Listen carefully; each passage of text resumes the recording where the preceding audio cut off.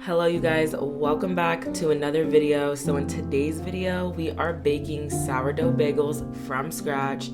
You guys have been asking me for this video for a while and I finally got the chance to film it. I make bagels all of the time. It's a very simple, easy recipe and it's just so much fun to make, great to make with kids, and we do it all the time. You can have so many different flavors and combinations, whatever you want, whatever floats your boat for your bagels.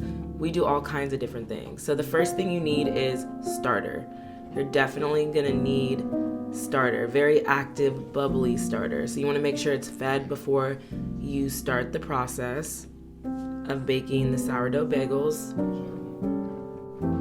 If you're new to baking with sourdough and you don't know what a starter is, I will leave a video down below so you can learn how to make your own sourdough starter, but you definitely need it. It's a very key ingredient to bake with sourdough. It is the natural leaven for the bread. So the natural yeast and bacteria that you need in order to bake with sourdough.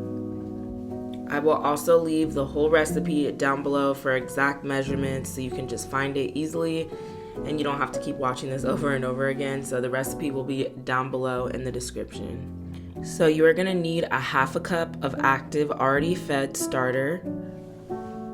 So I am using 4 cups of flour. You can use all purpose, you can use bread flour, whatever you have, but I use bread flour most of the time because it has a more high protein count. And here's what it is like baking with kids. Yes, it's very messy, but my kids love to get involved, and whenever they see me in the kitchen baking, they have to help me. So this is just our real life and how we bake sourdough bagels, or really anything sourdough. They are always right here taste testing everything. And now I am adding salt, and you want to make sure it's really good salt.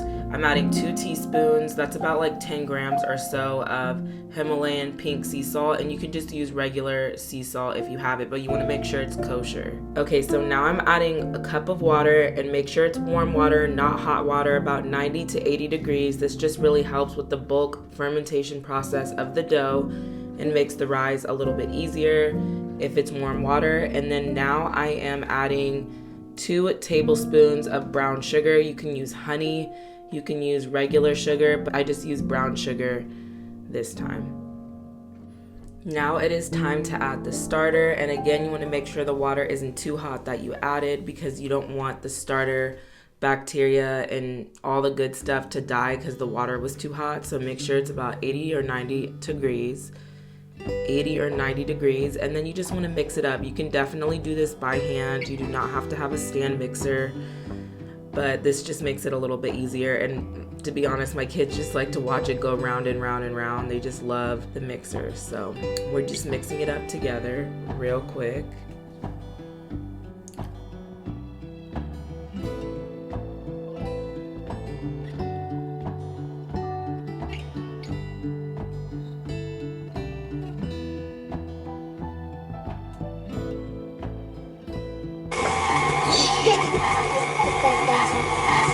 So now I'm just hand kneading the dough just a little bit, just to get all the little floury bits that didn't get all the way mixed from the stand mixer.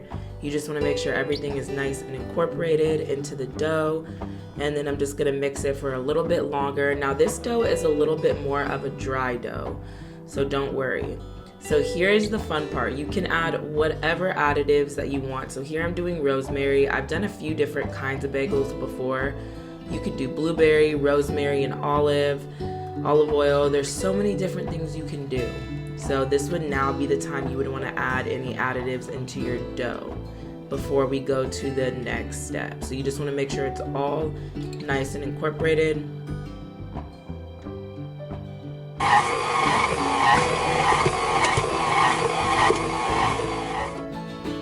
And so now our dough has come together. It is ready to now sit for a long time and rest. I love this recipe because it's so easy and very hands-off. So all you do is mix it together and then roll it into a ball and let it sit overnight, just out on your counter. You don't even have to put it in the fridge. Just leave it out on your counter, cover it up, airtight, so put some saran wrap or whatever you have, but make sure it's airtight and put it on your counter. So it's just really nice.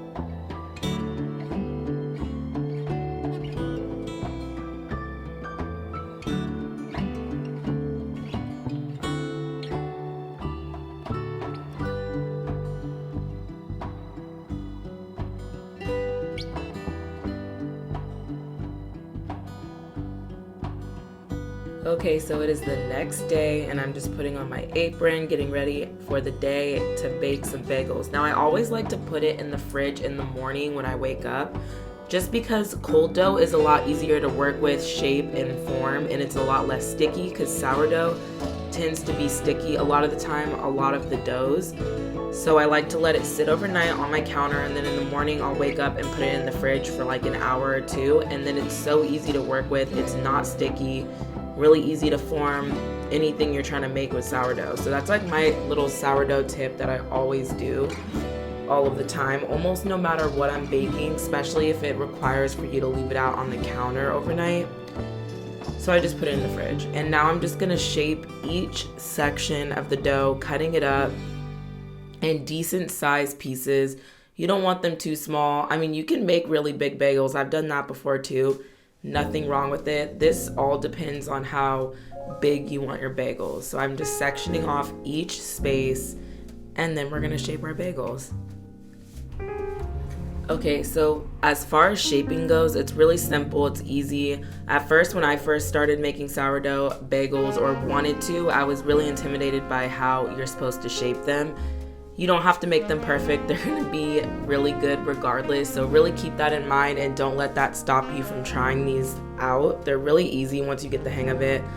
All I do is form a ball, stick my thumb through, pull it all the way through, make sure all of the surrounding circle of the bagel is smooth as possible at least, and that's it. It's very simple. And I just kept repeating that process over and over again, and there you go, you have a bagel shape. Now as they rise in a few minutes, we're gonna let them rise for about, I don't know, like 2 hours or so. And then they're good to go. You can now start the actual cooking and baking process, but they are gonna rise and the hole might close a little bit, and that's totally fine. You can always open it back up with your finger. And again, they don't have to be perfect.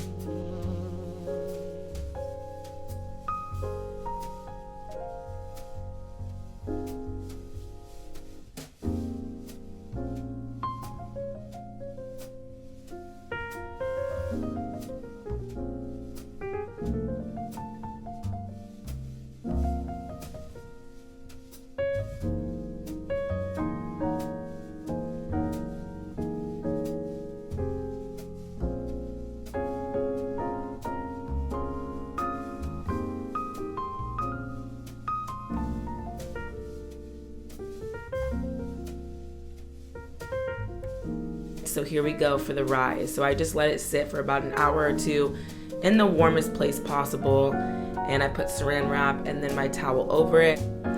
Okay, so after we let it rise for about an hour or two in the warmest place in your kitchen, I usually like to choose the microwave or the oven with it turned off, or even on top of my oven is usually pretty warm because a lot of the time we have that oven going, so it's a very warm place in the house.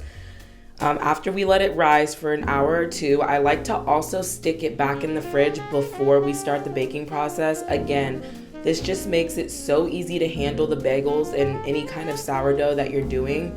I just like to pop it in the fridge right before baking as well.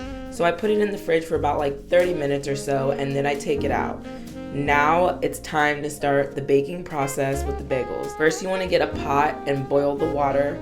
And then once you boil the water, you want to add about 2 tablespoons or so of either brown sugar or regular cane sugar. It really doesn't matter. And then you just want to stir it, bring it to a boil, and then you want to drop each bagel in. You want to make sure that there's not too many in there at one time, maybe 1 or 2 depending how big your pot is. The reason why you put the sugar in the water is so they do not get all messed up. They have like a nice little coating on the bagels when you bake them. Also gives them a really nice shine as well. So do not skip the step of doing the water bath is basically what it's called. Make sure you boil each side for about 2 minutes or so, and then you are ready to bake. So after we do our water bath, now it's time to add any toppings you want to add. So I added everything but the bagel seasoning. Of course, you guys already know I love that seasoning, so good. You can add poppy seeds, you can add sesame seeds, you can add whatever you want. Just use your imagination and whatever sounds good. And yeah, so after you do that, then you want to put it back on a baking sheet on parchment paper and bake it at 350 for about 30 minutes to 40 minutes, just until they're really golden brown, or however brown you would like them. So that's really it. And then you just let them sit for a little bit, and then they're ready to eat and cut. You guys, these are so delicious. This is such a simple, easy recipe, and my kids eat them plain. They're so good, and sourdough has so many good benefits for your gut and your health, and I just love baking with sourdough. So if you have any more recipe suggestions, let me know down below, and I will see you guys in the next one. Make sure you tag me on Instagram if you try this recipe.